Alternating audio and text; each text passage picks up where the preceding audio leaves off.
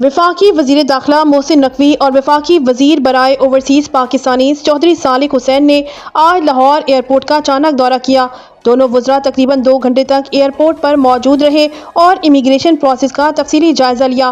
وزیر داخلہ محسن نقوی نے امیگریشن کاؤنٹرز پر رش اور سست روی دیکھ کر سخت ناراضگی کا اظہار کیا اور عملے کو پروسیس تیز کرنے کے واضح احکامات دیے۔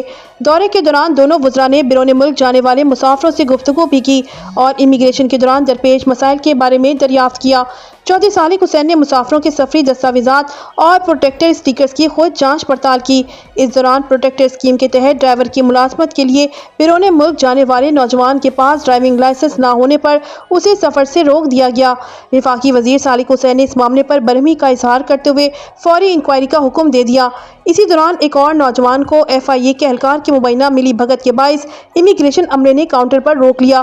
وزراء نے آف لوڈ مسافر کو نجی کمپنی کو دی گئی رقم واپس دلوانے کی یقین دہانی کروائی۔ وزیر داخلہ محسن نقوی نے دونوں نوجوانوں کو روکنے والے امیگریشن اہلکاروں کو شاباش دی، اپنی جیب سے انعام دیا اور اعلان کیا کہ انہیں تعارفی اسناد بھی دی جائیں گی۔ وزیر داخلہ کا کہنا تھا کہ ضروری دستاویزات کے بغیر کسی بھی مسافر کو سفر کی اجازت نہیں دی جائے گی۔ غیر قانونی امیگریشن کسی صورت برداشت نہیں ہوگی۔ ملک کی بدنامی کا باعث بننے والوں کو سفر کی اجازت ہرگز نہیں دی جائے گی۔ وفاقی وزیر صالح حسین نے کہا کہ پروٹیکٹر اسکیم کے تحت جانے والے تمام مسافروں کی ملازمت سے متعلق مستند دستاویزات کی لازمی تصدیق کی جائے۔ مزید خبروں اور اپڈیٹس کے لیے ہمارے ساتھ رہیے۔ اللہ نگہبان۔